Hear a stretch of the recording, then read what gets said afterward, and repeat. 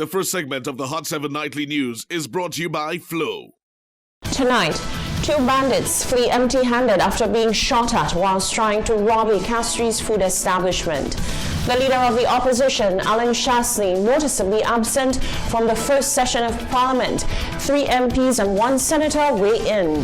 And the new government's plans and policies are laid out by the Deputy Governor General. The details of these stories and more coming up. This is the Hot 7 Nightly News with Lovelace and Amy Joseph. Good night, it is Tuesday the 17th of August 2021. Welcome to the Hot 7 TV Nightly News. I'm Lovely St. Amy Joseph. Thank you for joining us.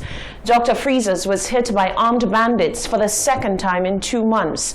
The incident occurred at approximately 9:30 a.m., leaving employees of the establishment emotionally distressed. Hot 7 TV News was live on the scene following the incident. Early Tuesday morning, Dr. Freezers was once again targeted by 2 masked bandits brandishing guns. The business place was robbed 3 weeks ago. This is an ongoing theme which has been going on for the past few weeks. An employee of Dr. Freezer present at the scene details his experience and calls the ongoing situation an absolute joke. Like it's a jokey thing not going on, like it's a joke. Yeah. I said, Rob, when I look, I see 2 people just run back at them. Like, I don't know what was done that happened to. It happened to us 3 weeks back. It happened to us 3 weeks back again. The robbers 3 weeks back. So where it happened? Dr. Freezers, Dr. Freezers. Okay. Yeah. Did they have guns? Did they have masks? No, yeah, they had masks, but I didn't see no gun in their hands. But I was upstairs pulling my goods. So when I hear robbery, I look outside and I see 2 guys run at the back of the CDC. Yeah, that's all I know so far. The employee says that the robberies must stop and something must be done to ensure the safety of employees at their respective workplaces. And you say I want to work, so then you're trying everything they can get. So, but it had to stop because too much is too much, guys. They get nothing yet? No, they get nothing. They have time to go because they have 2 girls faint inside there. Faint, two staffs faint inside there. Yeah, we need to boost up. Solution need to boost up. New government, new laws, guys. Reportedly, the bandits left empty-handed. Reporting live from outside Dr. Freezers, I am Karim Nelson. Leader of the opposition, Alan Shastney, was a no-show at the first session of the 12th sitting of Parliament on the 17th of August. Member of the opposition, Bradley Felix, and opposition Senator Dominic Fady say the absence is well warranted. However, members of the ruling St. Lucia Labour Party do not agree. Notably absent from the first session of the 12th sitting of Parliament was Leader of the Opposition, Alan Shastney. On Tuesday, members of Parliament were sworn in. Given that the St. Lucia Labour Party secured 13 seats out of 17 constituencies, the configuration of the opposition in the lower house is relatively small. The opposition United Workers' Party was only able to secure 2 seats, Choiseul and Meaford South. It was confirmed that opposition leader Alan Shastney was off island and would miss the swearing-in. Prime Minister Philip J. Pierre was not impressed with Shastney's absence on Tuesday. Well, probably the leader of the opposition probably had some more important business to do. On the other hand, Parliamentary Representative for Choiseul Saltibus Bradley Felix explained that the leader of the opposition's absence should not be made into a big deal. I think the leader of the opposition has he deserves a vacation. Actually, we recognize the amount of work that went into the last campaign, and being away does not mean that he's not in touch with what's happening in the country. We have heard he has made some statements. So this occasion is pretty much ceremonial, and I believe we have the upcoming sittings of Parliament where he will be present. Opposition Senator Dominic Fady espoused the same sentiments with Felix, claiming that Shastney, following a rigorous election season, was due for some well-deserved rest and family time as well. Parliamentary Representative for Castries Central and Minister with Responsibility for Housing, Richard Frederick, is of the belief that Shastney's absence sets the tone of what is to come. Alan Shastney is a special breed of politician. We all know what he gave us, and I guess shame has assailed him, and he figures it's best to stay away. I don't think, it is my view, it wouldn't be the only one he'll be missing. He'll be missing quite a few. For his part, Leader of the Opposition, Alan Shastney, via his official Facebook page, has relayed his intention to do his utmost to serve dutifully in his new capacity. Reporting for Hot 7 News, I am Genevieve Gonzalez. Thank you, Genevieve. The Deputy Governor General, His Excellency Errol Charles, has outlined the plans and policies of the Philip J. Payne-led administration as he addressed a joint sitting of Parliament on Tuesday. At the top of the agenda for the government is relief for St. Lucians from the COVID-19 pandemic. With the general elections now over and the new government in office, it is time to put political differences aside and begin the process of building St. Lucia together. So said the Deputy to the Governor-General, His Excellency Errol Charles, as he delivered a message to a joint sitting of Parliament on Tuesday. The first session of the 12th Parliament was the beginning of parliamentary proceedings for the new government and an opportunity to share with St. Lucians its plans and policies, while the Deputy to the Governor-General asked that the new government put their house in order to begin the work to transform St. Lucia by the next Parliament in 2022. He did say that some initiatives cannot wait. St. Jude Hospital remains a vexing issue for the people of the South and the wider St. Lucian society.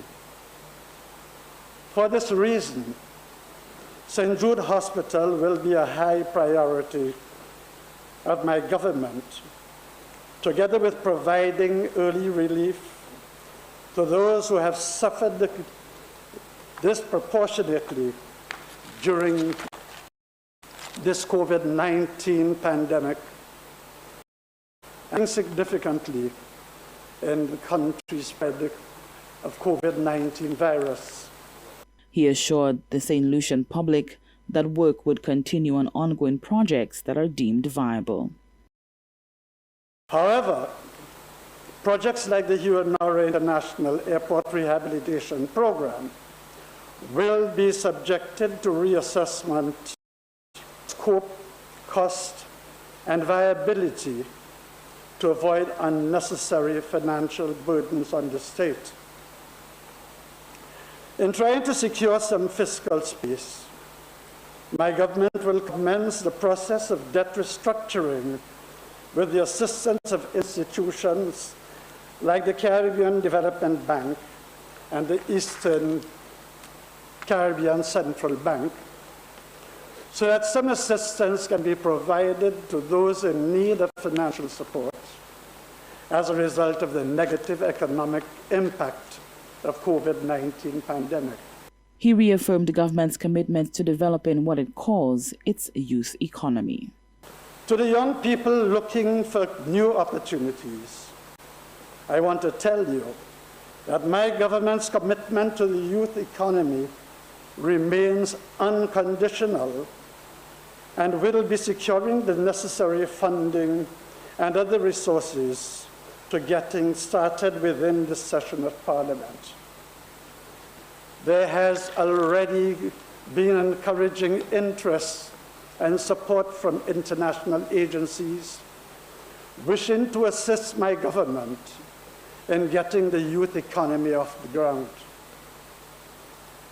I am pleased to share that young budding entrepreneurs can look forward to a new and exciting future in the world of business. A special prosecutor will be appointed to investigate alleged acts of corruption in government by the last administration.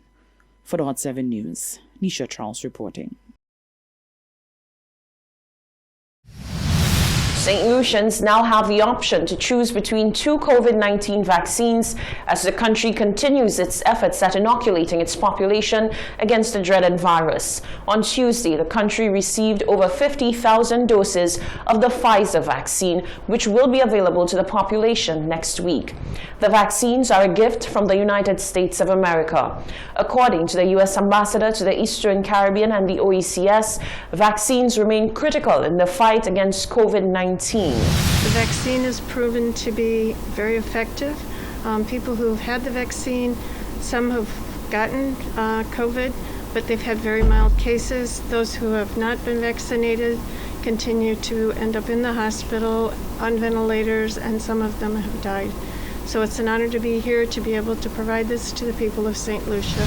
On site to receive the donation on Tuesday was the Minister for Health, Wellness and Elderly Affairs, Moses Jabatis. He says this opportunity to have another option of vaccine in country is invaluable. Many people who have been clamoring over the months for a second option, so to speak, an option, so to speak. And so we are very pleased that this Pfizer vaccine will give St. Lucians an option. So far, since the announcement, the Ministry of Health, Wellness and External Affairs have received many requests for the Pfizer vaccine, and we expect the uptake of vaccination, the uptake of the vaccines to be increased over the next few days. What is very important for us to recognize is that this Pfizer vaccine can be administered, or has been approved to be administered, to younger people, and this is interesting and very timely, because the reported Delta variant, as we know, has affected younger people, and so we are very pleased that this Pfizer vaccine, the donation of the Pfizer vaccine, will help us to encourage our younger people to be vaccinated. Children 12 and older are eligible to take the Pfizer vaccine. A parent must be present to consent to taking the vaccine. You're watching the Hot 7 TV Nightly News. Stay with us. Still to come, the new Speaker of the House sets the tone. One man is at his wit's end with the island's healthcare system. And the Gros-Islet MP addresses a growing issue in his constituency. The details of these stories and more after the break.